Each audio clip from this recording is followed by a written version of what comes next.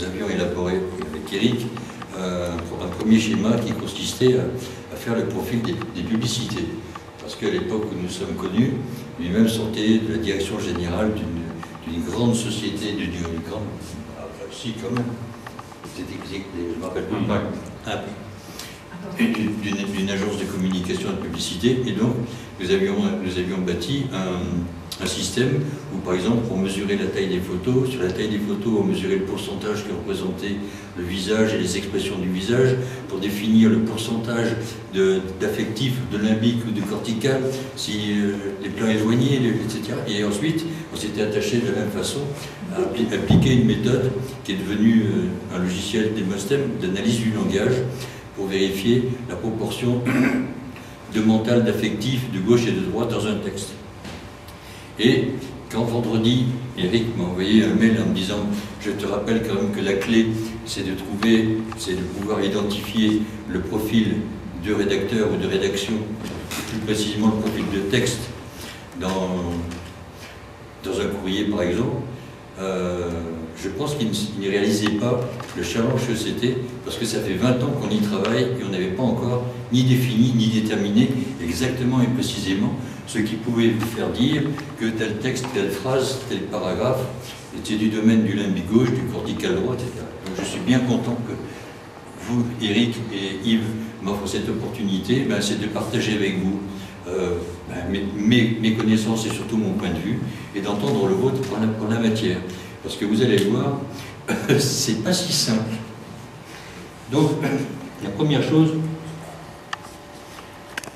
voilà le challenge d'Eric. Le profil d'un texte, un profil de phrase, représente une multiplicité de caractéristiques. Alors, je vous demande pardon, mais vous allez devoir lire beaucoup aujourd'hui. Je n'ai pas respecté cette fameuse règle qui doit limiter à la police 30, pas plus de 3 idées par diapositive, mais là en l'occurrence, comme c'est du texte, je ne peux pas faire autrement que vous donner du texte à lire et à regarder.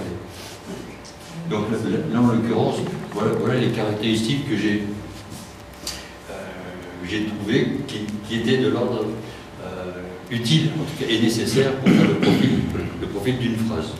Par contre, maintenant, vous allez voir, on va les développer. Vous avez eu le temps de voir? De voir, oui. D'accord. Dans les grandes lignes, vu le temps imparti, ça va suffire. C'est comme tout à l'heure, je vous montrerai un courrier, mais je ne vous laisserai pas le temps de le lire, c'est juste que vous ayez connaissance. Donc je suis parti du principe, et d'ailleurs c'est la base de toute mon approche, sur le fait qu'il existe deux sortes de discours, et vous avez compris, ce qui est du niveau du mental et du niveau de l'affectif. J'ai pris mental et affectif pour dissocier du cortical limbique, mais gauche et droite, c'est sensiblement la même chose. Donc voilà deux exemples. J'ai essayé d'abreuver d'exemples parce que les théories sont quand même pénibles et puis, j'ai dire, fastidieuses. Et là, en l'occurrence, j'ai essayé de donner le plus d'exemples possible. Là, en l'occurrence, ces deux phrases, la plupart du temps, j'utilise en formation, je demande est-ce que pour vous, ces phrases veulent dire la même chose? Est-ce que pour vous, ces phrases veulent dire la même chose? Pas tout à fait. Pas tout à fait. À peu près la même chose? À peu près. Parce que c'est essentiel. Parce que là, en l'occurrence, vous allez voir les diapos suivantes, c'est du même ordre.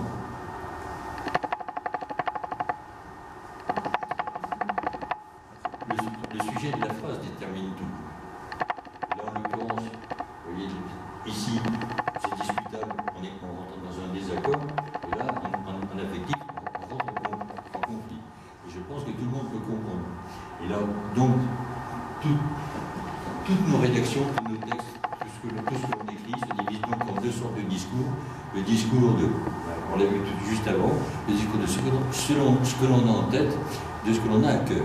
Et ça, c'est très important, parce que dans la répartition et l'art de définir le profil, j'allais dire, du rédacteur en fonction de son objectif, eh bien, cette part-là va être très importante. Et donc, pour bien faire la différence entre concerné et impliqué, Ouais. Et bon, j'ai passé un peu vite. Voilà. Vous l'habitude là, j'ai eu le temps de le... Donc, maintenant, voilà, c'est là où ça se corse. C'est pour définir un profil de texte gauche ou droit. J'ai écrit d'ailleurs à Eric, ma réponse c'était de lui dire, tu sais, je peux t'écrire un texte en limbique gauche, en limbique droit et en cortical droit, avec la même structure et le même vocabulaire. Et d'ailleurs, je vous montre, je vous ferai la démonstration un peu plus loin. Et donc, c'est là où j'ai dit, tiens, on va partir d'un ensemble et dire, qu'est-ce que cherche le gauche? Le gauche, il cherche à vaincre ses peurs, ses craintes, à rassurer, à s'appuyer sur des données précises, etc. Un peu comme, on va voir après, comment l'on décrit une personne, en fonction de ce que l'on peut mesurer et l'on peut comparer. Donc en fonction de quoi? On peut dire qu'une phrase, un paragraphe, une page, eh bien, si les données que l'on y trouve sont chiffrées, se mesurent, se comparent, se précisent, et bien c'est du gauche. Si au contraire, eh bien, comme la personnalité, c'est une question de goût, une question qui se discute, si c'est irrationnel, entre guillemets, alors le texte va être droit. Et d'ailleurs, ceci est très important parce que moi j'ai découvert au fur et à mesure, enfin, pas hier, mais juste en posant ces critères-là, je me suis rendu compte que je ne savais pas très bien ce qu'était qu'un jugement de valeur. Et en fait, c'est tout simplement lorsque l'on compare, on cherche à comparer ce qui est de l'ordre de l'hémisphère droit.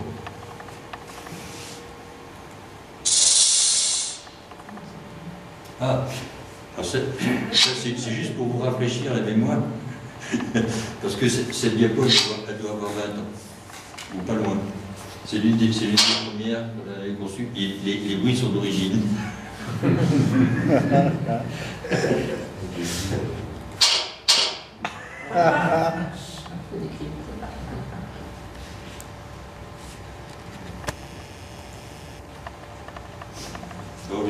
Je me suis dit, on va faire un petit récapitulatif en voyant ce que, les expressions les plus utilisées par chaque profil.